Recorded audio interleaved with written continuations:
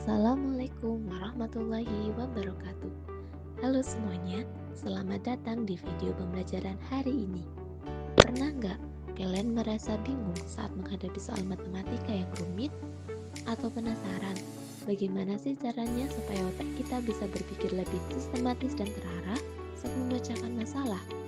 Nah, di video kali ini kita akan membahas model pemecahan masalah matematika. Berbagai model pemecahan masalah yang bisa membuat kalian jadi lebih jago dan percaya diri dalam menghadapi soal matematika. Siapkan semangat dan catatan kalian ya, karena kita akan belajar bersama dengan cara yang seru dan mudah dipahami. Sebelumnya, perkenalkan, nama saya Anisol Aziza, mahasiswi STK IPB GRI Pacitan yang bertempat tanggal lahir Pacitan 23 Januari 2003 dengan NIM 22862020063 dengan program studi pendidikan guru sekolah dasar kelas B semester 6. Semoga dengan video ini kita bisa belajar bersama-sama dan kalian semakin percaya diri dalam menghadapi soal-soal matematika.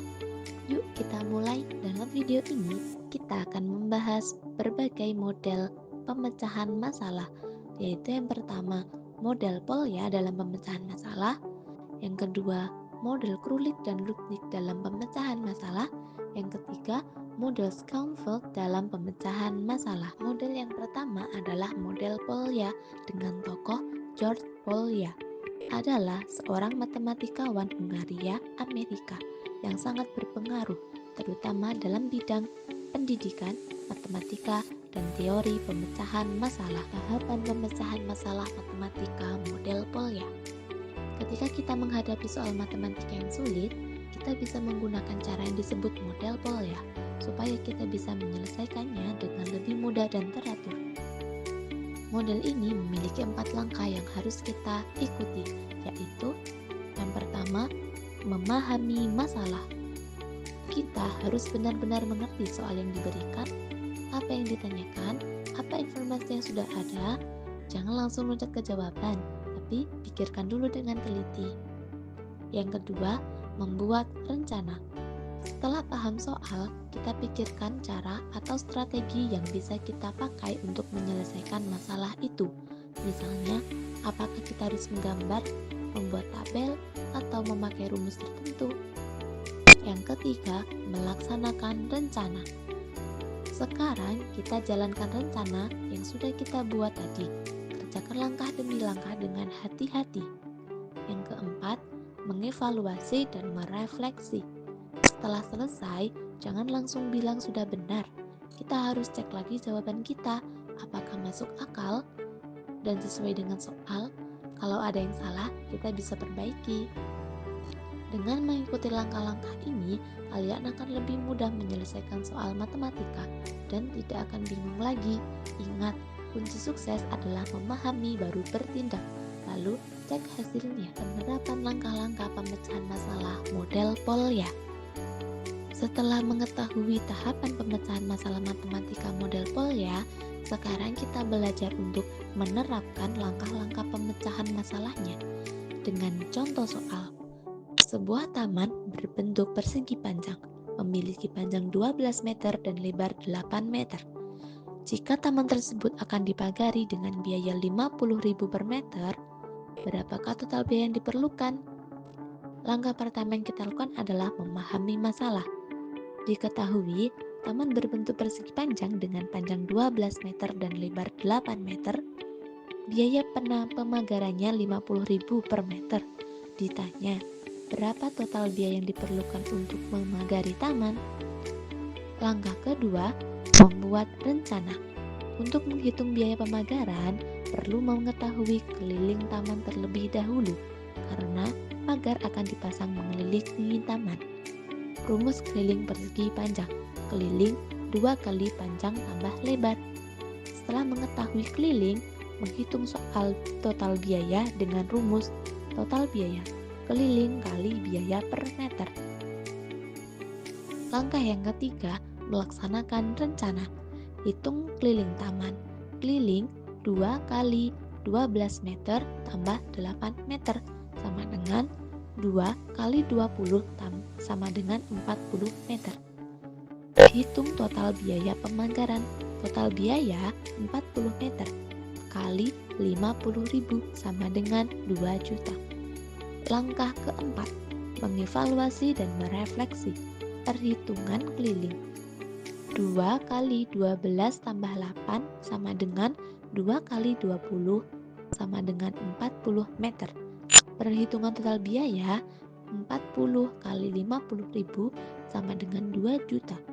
Total biaya yang diperlukan untuk memagari taman adalah 2 juta. Pemecahan masalah model Polya tentu saja memiliki kelebihan dan kekurangan. Kelebihan model Polya. Yang pertama, meningkatkan proses berpikir siswa. Model Polya membantu siswa untuk berpikir lebih dalam dan struktur saat menghadapi soal. Dengan langkah-langkah yang jelas, siswa jadi terbiasa berpikir logis dan sistematis. Yang kedua, meningkatkan kemampuan pemecahan masalah. Dengan mengikuti tahapan Polya, siswa belajar cara menghadapi dan menyelesaikan masalah secara bertahap. Ini membuat siswa lebih percaya diri dan terlatih dalam memecahkan soal-soal yang sulit. Yang ketiga, sistematis dan mendorong analisis. Model ini mengajarkan siswa untuk bekerja secara urut dan tidak asal-asalan. Setiap langkah harus dianalisis sehingga siswa terbiasa meneliti dan memeriksa setiap bagian dari masalah. Yang keempat, efektif meningkatkan hasil belajar. Karena langkah-langkahnya jelas dan terarah, hasil belajar siswa biasanya akan lebih baik. Siswa jadi lebih paham materi dan mengerjakan soal-soal dengan baik. Kekurangan model Polya. Yang pertama, membutuhkan waktu yang lama. Proses belajar dengan Polya memang memerlukan waktu lebih lama karena setiap langkah harus dilakukan dengan teliti dan tidak bisa terburu-buru. Kedua, kurangnya kesiapan guru untuk berkolaborasi. Kadang, guru belum siap untuk bekerja sama dengan siswa dalam proses pemecahan masalah. Guru juga harus belajar agar bisa membimbing siswa dengan baik. Yang ketiga, kesulitan siswa dalam memahami masalah. Tidak semua siswa langsung paham dengan masalah yang diberikan. Kadang, siswa perlu waktu lebih untuk benar-benar mengetahui soal sebelum mulai menyelesaikannya. Yang terakhir, proses belajar mengajar memerlukan adaptasi. Model ini membutuhkan penyesuaian baik dari guru maupun siswa. Kalian harus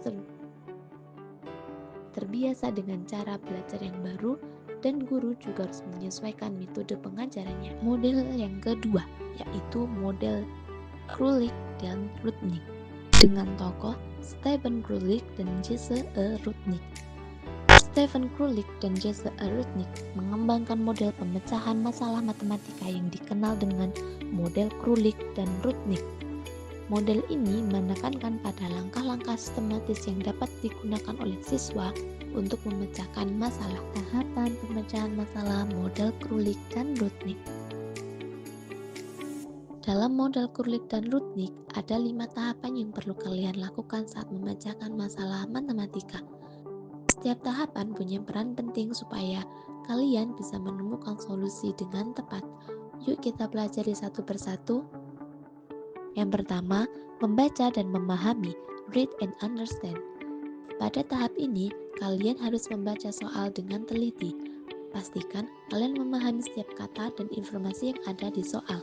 Kalau ada kata yang sulit, jangan malu bertanya dan mencari artinya dulu. Ingat, memahami soal itu kunci awal keberhasilan. Yang kedua, menganalisis, analyze the problem. Setelah membaca, kalian harus benar-benar mengerti apa yang diminta soal. Tanyakan pada diri sendiri apa yang diketahui, apa yang ditanyakan, informasi penting apa yang ada di soal. Kalian bisa menandai bagian penting atau menganalisis atau menuliskan ulang dengan bahasa sendiri supaya lebih paham. Yang ketiga, merencanakan strategi, plan a strategy. Di tahap ini, pikirkan strategi atau cara apa yang akan kalian gunakan untuk menyelesaikan masalah. Apakah kalian pernah menemukan soal serupa sebelumnya? Metode apa yang cocok digunakan? Misalnya, apakah kalian akan menggunakan rumus tertentu, menggunakan gambar atau tabel? Yang keempat, melaksanakan rencana, carry out the plan. Sekarang, saatnya kalian menerapkan rencana yang sudah dibuat. Kerjakan langkah demi langkah dengan hati-hati. Jangan lupa untuk memeriksa setiap langkah supaya tidak ada yang terlewat. Yang kelima, meninjau kembali dan mengevaluasi. Look back and evaluate. Tahap terakhir, cek kembali jawaban kalian. Pastikan semua langkah sudah benar dan jawaban yang didapat sesuai dengan pertanyaan soal. Kalian perlu coba cara lain untuk memastikan hasilnya sama. Dengan mengikuti 5 tahapan ini, kalian akan lebih mudah dan terarah dalam menyelesaikan soal-soal matematika. Ingat, jangan terburu-buru dan selalu biasakan untuk memeriksa kembali pekerjaan kalian. Selamat mencoba, semoga kalian makin jago memecahkan masalah. Setelah mengetahui tahapan pemecahan masalah model Krulik dan Lutnig, berikut adalah penerapan langkah-langkah pemecahan masalah model Krulik dan Lutnig. Dengan contoh soal, sebuah taman berbentuk persegi panjang memiliki panjang 12 meter dan lebar 8 meter. Jika taman tersebut akan dipagari dengan biaya 50.000 per meter, berapa total biaya yang diperlukan? Langkah pertama, siswa membaca masalah dari soal dan mengidentifikasi informasi yang diberikan, panjang, lebar, biaya per meter, dan yang ditanyakan total biaya. Taman berbentuk persegi panjang dengan panjang 12 meter dan lebar 8 meter. Pagar akan dipasang mengelilingi taman. Biaya pemagaran 50.000 per meter. Tujuan mengetahui total biaya pemagaran. Langkah kedua, informasi yang diperlukan. Keliling taman, karena pagar dipasang mengelilingi taman. Biaya per meter pemagaran. Rencana penyelesaiannya: 1. Hitung keliling taman menggunakan rumus keliling persegi panjang. 2. Hitung total biaya dengan mengalihkan keliling dengan biaya per meter. Langkah ketiga, strategi yang dipilih. Menggunakan rumus matematika untuk menghitung keliling persegi panjang dan mengalihkannya dengan biaya per meter. Rumus keliling persegi panjang, keliling 2 kali panjang kali tambah lebar. Total biaya sama dengan keliling kali biaya per meter. Langkah keempat, hitung keliling taman. Keliling sama dengan 2 kali 12 meter tambah 8 meter sama dengan 2 kali 20 sama dengan 40. Hitung total biaya pemagaran. Total biaya 40 meter kali 50.000 sama dengan 2 juta. Langkah kelima, siswa memeriksa kembali perhitungan dan mempertimbangkan apakah ada cara lain untuk menyelesaikan masalah. Memeriksa perhitungan keliling. 2 kali 12 tambah 8 sama dengan 2 kali 20 sama dengan 40 meter. Memeriksa perhitungan total biaya. 40 kali 50 sama dengan 2 juta. Kesimpulan, total biaya yang diperlukan untuk memagari taman adalah 2 juta. Model Krulik dan Lutnig tentu saja memiliki kelebihan dan kekurangan. Kelebihan model Krulik dan Lutnig: meningkatkan keterampilan berpikir kritis dan analitis siswa. Model ini melatih siswa untuk tidak hanya menerima informasi secara pasif, tapi juga menganalisis, mengevaluasi, dan mengembangkan pemikiran kritis yang mendalam terhadap suatu masalah. Yang kedua, mendorong siswa memahami masalah secara mendalam sebelum langsung mencari jawaban. Siswa diajak untuk menggali dan memahami berbagai aspek masalah secara menyeluruh, sehingga solusi yang ditemukan lebih tepat dan bermakna. Jika mengajarkan siswa untuk memilih kebiasaan mengevaluasi jawaban proses yang dilakukan. Model ini membiasakan siswa untuk selalu menilai kembali jawaban dan cara mereka menyelesaikan masalah, sehingga proses pembelajaran menjadi lebih reflektif dan berkelanjutan. Kekurangan model Krulik dan Lutnig: yang pertama, menuntut eksplorasi dan refleksi yang intensif. Karena fokus pada pemahaman mendalam dan evaluasi, model ini membutuhkan waktu dan usaha ekstra mengajari siswa untuk melakukan eksplorasi dan refleksi secara intens. Yang kedua, membutuhkan pemahaman yang baik untuk mengerti persoalan. Agar efektif, siswa harus memiliki dasar pengetahuan yang cukup agar dapat memahami dan mengkaji masalah dengan benar, sehingga model ini kurang cocok untuk siswa yang belum memiliki pemahaman awal. Yang ketiga, bergantung pada lingkungan belajar yang kondusif. Keberhasilan model ini sangat dipengaruhi oleh suasana belajar yang mendukung, seperti guru yang fasilitatif dan kondisi siswa yang mendukung diskusi dan eksplorasi aktif. Model yang terakhir adalah model Schonfeld dengan tokoh Alan H. Schonfeld. Alan H. Schonfeld adalah seorang ahli pendidikan matematika yang mengembangkan model pemecahan masalah matematika yang komprehensif. Tahapan pemecahan masalah model Schonfeld. Yang pertama, ada sumber daya. Sumber daya di sini maksudnya adalah segala pengetahuan atau alat yang siswa miliki untuk menyelesaikan soal matematika. Misalnya, rumus-rumus yang sudah siswa pelajari, definisi teorema, atau bahkan pengalaman siswa mengerjakan soal-soal sebelumnya. Semakin banyak sumber daya yang siswa kuasai, semakin mudah siswa mencari solusi dari masalah yang dihadapi. Yang kedua ada heuristik. Heuristik adalah cara-cara atau strategi yang bisa siswa gunakan untuk menemukan solusi. Ini seperti trik atau langkah-langkah khusus yang membantu siswa berpikir kreatif. Contohnya, membuat gambar, mencari pola, mencoba dengan angka sederhana, atau memecah masalah besar menjadi bagian-bagian kecil. Heuristik ini sangat membantu siswa menemukan soal yang belum pernah dijumpai sebelumnya. Yang ketiga ada kontrol. Kontrol adalah kemampuan siswa untuk mengatur dan memantau proses berpikir sendiri. Jadi, siswa mengerjakan soal, siswa harus sering bertanya pada diri sendiri, apakah langkah yang saya lakukan sudah benar? Apakah strategi ini efektif? Perlu mengganti cara atau lanjut saja? Dengan kontrol yang baik, siswa bisa memperbaiki kesalahan lebih cepat dan tidak mudah menyerah saat menemui kesulitan. Yang terakhir, ada keyakinan atau belief. Keyakinan adalah sikap atau pandangan siswa terhadap matematika dan diri sendiri saat memecahkan masalah. Kalau siswa yakin bahwa matematika itu bisa dipelajari dan siswa mampu menyelesaikan soal, maka siswa akan lebih semangat dan tidak mudah menyerah. Keyakinan positif ini sangat penting supaya siswa tetap berusaha walaupun soal terasa sulit. Jadi, dalam model Schonfeld, siswa diajak untuk menggunakan semua pengetahuan yang dimiliki atau sumber daya, menerapkan strategi yang tepat atau heuristik, selalu mengontrol proses berpikir atau kontrol, dan tetap percaya diri atau keyakinan saat menghadapi masalah matematika.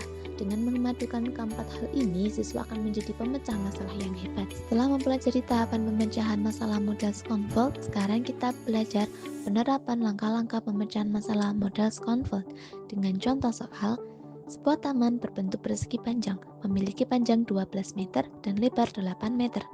Jika taman tersebut akan dibagari dengan biaya 50.000 per meter, berapa total biaya yang akan diperlukan? Langkah pertama yang dilakukan adalah pengetahuan yang relevan. Rumus keliling persegi panjang. Keliling sama dengan 2 kali panjang tambah lebar. Konsep perkalian untuk menghitung total biaya. Total biaya sama dengan keliling kali biaya per meter. Data yang diberikan, panjang taman sama dengan 12 meter, lebar taman sama dengan 8 meter, biaya pemagaran sama dengan 50.000 per meter. Langkah kedua, strategi yang digunakan, menghitung keliling taman. Terlebih dahulu karena pagar dipasang mengelilingi taman. Mengalihkan keliling taman dengan biaya per meter untuk mendapatkan total biaya. Langkah-langkah 1. Menghitung keliling taman menggunakan rumus keliling persegi panjang. 2. Hitung total biaya dengan mengalihkan keliling dengan biaya per meter. Langkah ketiga, periksa kembali perhitungan untuk memastikan tidak ada kesalahan. Contoh pemeriksaan, keliling sama dengan 2 kali 12 tambah 8 sama dengan 2 kali 20 sama dengan 40 meter. Total biaya 40 kali 50.000 sama dengan 2 juta. Langkah keempat, keyakinan tentang matematika. Matematika adalah alat yang berguna untuk memecahkan masalah sehari-hari. Dengan memahami konsep dasar seperti keliling dan perkalian, Masalah ini dapat diselesaikan dengan mudah. Keyakinan tentang diri sendiri mampu menyelesaikan masalah ini karena telah memahami konsep yang diperlukan. Pemecahan masalah model Schonfeld tentu saja memiliki kelebihan dan kekurangan. Kelebihan model Schonfeld yang pertama, meningkatkan kemampuan berpikir tinggi. Dengan model Schonfeld, siswa tidak hanya diajak untuk menghafal rumus atau langkah-langkah saja, tapi juga berpikir secara mendalam, menganalisis, dan mengambil keputusan sendiri dalam memecahkan masalah. Ini yang disebut kemampuan berpikir tingkat tinggi. Yang kedua, mendorong kreativitas dan kemandirian siswa. Model ini memberi ruang bagi siswa untuk mencoba berbagai cara atau strategi dalam menyelesaikan soal. Siswa bebas berkreasi dan tidak terpaku pada satu metode saja. Dengan begitu, siswa juga belajar untuk mandiri dan menemukan solusi sendiri. Yang ketiga, meningkatkan kemampuan metakognitif. Metakognitif itu artinya kemampuan untuk memahami dan mengkontrol cara berpikir siswa sendiri. Model Schonfeld melatih siswa untuk selalu memantau proses berpikir, mengevaluasi langkah-langkah yang diambil, dan memperbaiki jika ada yang salah. Ini sangat penting agar siswa bisa belajar lebih efektif. Yang keempat, relevan dengan kehidupan sehari-hari. Model ini juga mengajarkan siswa untuk menghubungkan pelajaran matematika dengan masalah nyata di kehidupan sehari-hari. Jadi, apa yang siswa pelajari tidak hanya bermanfaat di kelas, tetapi juga bisa diterapkan dalam kehidupan sehari-hari. Kekurangan model Schonfeld. Yang pertama, membutuhkan waktu dan proses lebih panjang. Karena prosesnya lebih mendalam dan bertahap, model ini memang memerlukan waktu yang lebih lama dibanding metode lainnya. Siswa harus sabar dan teliti dalam setiap tahapannya. Yang kedua, siswa belum sepenuhnya mandiri pada setiap tahapan. Tidak semua siswa langsung bisa mandiri dalam setiap tahapan pemecahan masalah. Ada yang masih membutuhkan bimbingan guru, terutama saat menentukan strategi dan mengevaluasi hasil. Yang ketiga, memerlukan keterampilan guru yang tinggi. Guru juga harus punya keterampilan khusus untuk membimbing siswa dengan model ini. Guru harus bisa membantu siswa berpikir kritis, kreatif, dan mandiri, serta mampu memantau proses belajar siswa dengan baik. 4. Tidak cocok untuk semua materi dan siswa. Model Schonfeld sangat bagus untuk soal-soal yang menantang dan membutuhkan pemikiran mendalam. Namun, untuk materi yang sederhana atau siswa yang masih pemula, model ini terasa terlalu rumit dan efektif. Usai sudah materi yang saya sampaikan di video pembelajaran kita hari ini. Sebagai penutup, mari kita ingat kembali bahwa setiap model pembelajaran termasuk model Polya, model Kulik dan Rudnick, dan model Schonfeld memiliki kelebihan dan kekurangan masing-masing. Semoga penjelasan tadi bisa membantu kalian memahami bagaimana model-model tersebut dapat diterapkan dalam pembelajaran matematika. Jangan ragu untuk terus mencoba, berlatih, dan bertanya jika ada yang perlu dipahami. Terima kasih atas perhatiannya, terima kasih sudah menyimak, sampai jumpa di pembelajaran berikutnya. Wassalamualaikum warahmatullahi wabarakatuh.